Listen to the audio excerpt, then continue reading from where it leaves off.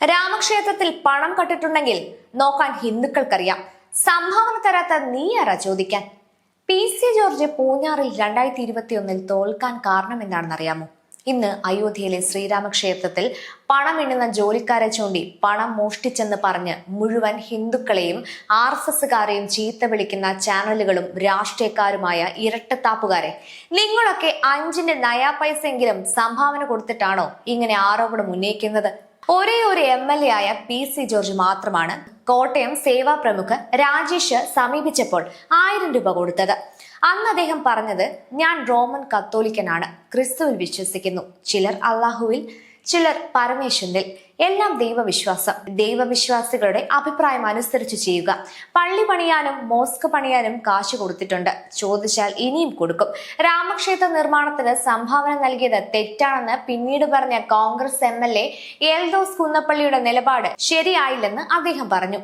പ്രിയപ്പെട്ടവരെ, രാമക്ഷേത്ര നിർമ്മാണത്തിന് സംഭാവനയ്ക്കായി 2021 സേവാ പ്രമുഖന്മാർ കേരളത്തിലെ എല്ലാ രാഷ്ട്രീയ പാർട്ടികളുടെയും MLAമാരെയും MP മാരെയും സമീപിച്ചു. ചിലർ രഹസ്യമായി തന്നു, പരസ്യമായി തന്നവർ രാമക്ഷേത്ര നിർമ്മാണത്തിന് പണം കൊടുത്തത് തെറ്റായി പോയെന്ന് വോട്ട് കിട്ടാൻ വേണ്ടി പിന്നീട് പറഞ്ഞു. അന്ന് ഈരാറ്റുപേട്ടയിലെ പി.സി. ജോർജിന്റെ വോട്ടർമാർ പി.സിയെ സമീപിച്ച് രാമക്ഷേത്രത്തിന് പണം കൊടുത്തത് തെറ്റാണെന്ന് പറയാൻ ആവശ്യപ്പെട്ടു. പി.സി. പറഞ്ഞു, ഞാൻ നിലപാടുള്ള മനുഷ്യനാണ്, മാറ്റി പറയില്ല. മുസ്ലിം പള്ളി പണിയാൻ ഞാൻ പണം കൊടുത്തിട്ടുണ്ട്, അതുപോലെ ഹിന്ദു ക്ഷേത്രം പണിയാനും ഞാൻ പണം കൊടുക്കും. ശേഷം 27,000 ഭൂരിപക്ഷത്തിൽ പൂഞ്ഞാറിൽ നിന്ന് 2016 ജയിച്ച പി.സി. ജോർജ് 2021 ദയനീയമായി തോറ്റു. ഈരാറ്റുപേട്ടയിലെ ചില ബൂത്തുകളിൽ പി.സിക്ക് ഒരു വോട്ട് പോലും കിട്ടിയില്ല. ഇതേപോലെ സംഭാവന കൊടുത്ത നിലപാടുള്ളവർ ചോദിക്കൂ, മറുപടി പറയാം, അല്ലാത്തവർക്ക് മറുപടിയില്ല. കേരളത്തിലെ ജനം ചില മാധ്യമങ്ങളുടെ സെലക്റ്റീവ് ചൊറിച്ചിലറിയാം. അന്നും ഈ ചൊറിച്ചിലുണ്ടായിരുന്നു. ധർമ്മസ്ഥലയെ കുറിച്ച് ആരോപണം വന്നപ്പോൾ വാർത്ത കൊടുത്ത അതേ കൂട്ടർക്ക് ഹിന്ദു ഒരുമിക്കുന്നത് കണ്ണുകടി തന്നെ. ഇനി ചില കാര്യങ്ങൾ പറയട്ടെ. ഒന്ന്, സിനിമാ നടൻ ദിലീപ് സഹനടിയെ പീഡിപ്പിക്കാൻ കൊട്ടേഷൻ കൊടുത്തു എന്ന വിചിത്ര കേസ്. 80ലധികം ദിവസം ജയിലിൽ പിടിച്ചിട്ടു. അയാളുടെ ബിസിനസ് തകർത്തു, കല്ലെറിഞ്ഞു. ഒരൊറ്റ ഹിന്ദുക്കളോ ഹിന്ദു സംഘടനയോ കൂടെ നിന്നില്ല. 2, അറ്റ്ലസ് രാമചന്ദ്രനെ ഗൾഫിൽ വെച്ച് കുടുക്കി, ആരും തിരിഞ്ഞു നോക്കിയില്ല. 3, ആസാറാം ബാപ്പു, അദ്ദേഹത്തിന്റെ പ്രഭാഷണങ്ങൾ കേൾക്കാൻ ലക്ഷക്കണക്കിന് ആളുകൾ പോകാറുണ്ടായിരുന്നു. ബലാത്സംഗ കേസിൽ അറസ്റ്റായപ്പോൾ ഒരു ഹിന്ദുമത സംഘടനയും അദ്ദേഹത്തെ പിന്തുണച്ചില്ല. 4, റാം റഹീമിനെ അവന്റെ കുറ്റകൃത്യങ്ങൾ കാരണം അറസ്റ്റ് ചെയ്തപ്പോൾ അവന്റെ വൈഭവത്തിൽ നിന്ന് പണമുണ്ടാക്കിയിരുന്ന കുറച്ചു പേരൊഴികെ ആരും സർക്കാരിനോട് ദേഷ്യം പ്രകടിപ്പിച്ചില്ല. ഈ ആളുകൾ പള്ളിയിലെ ഫാദർ എന്ന് വിളിക്കുന്ന 17 പേർ പള്ളിയുടെ ഭൂമി വിറ്റ് പണം ഉണ്ടാക്കിയെന്ന ആരോപണത്തിൽ ജയിലിൽ പോയിട്ടുണ്ട്. പക്ഷേ ജയിലിൽ നിന്ന് ഇറങ്ങിയ ശേഷം വീണ്ടും ആദരവോടെ അതേ പള്ളികളിൽ തന്നെ അവരെ നിയമിക്കുന്നു. വേറൊരു വിചിത്രമായ സംഗതി കൂടിയുണ്ട്. നമ്മുടെ കേരളത്തിലെ ഒരു ബിഷപ്പ് ബലാത്സംഗ ആരോപണത്തിൽ അവിടുത്തെ ഒരു കന്യാസ്ത്രീ പൊട്ടിക്കരഞ്ഞുകൊണ്ട് മാധ്യമങ്ങളോട് പറയുകയായിരുന്നു, എന്നെ വളരെ കാലം തുടർച്ചയായി ബലാത്സംഗം ചെയ്തുവെന്ന്. അയാൾ അറസ്റ്റിലാവുകയും പിന്നീട് ജയിൽ മോചിതനായി വരികയും ചെയ്തപ്പോൾ കേരളത്തിലെ ബഹുമാനപ്പെട്ട രാഷ്ട്രീയ വ്യക്തികളും മത അധ്യക്ഷന്മാരും മാലയുമായി ജയിലിന്റെ വാതിൽക്കൽ നിന്നു. ആ ബലാത്സംഗക്കാരനെ സ്വാഗതം ചെയ്ത് തിരികെ വീണ്ടും പള്ളികളിലേക്ക് കൊണ്ടുപോയി.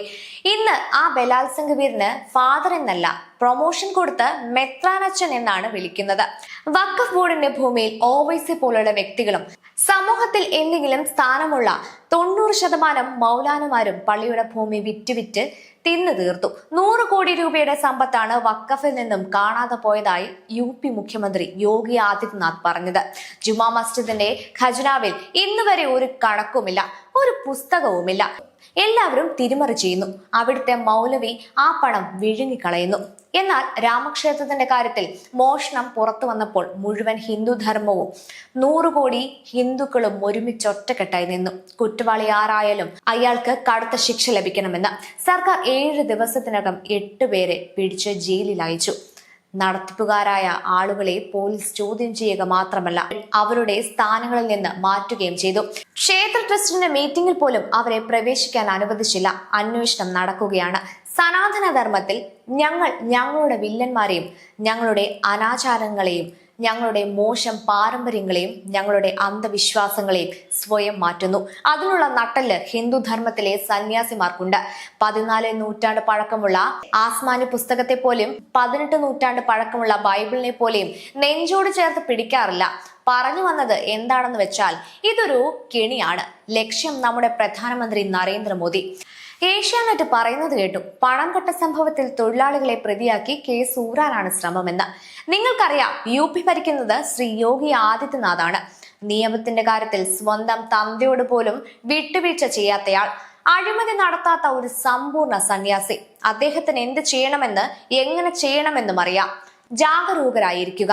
രക്തം കുടിക്കാൻ നടക്കുന്ന കുറുക്കന്മാരെ തിരിച്ചറിയുക. ഹിന്ദുരക്ഷാ മമ ദീക്ഷാ.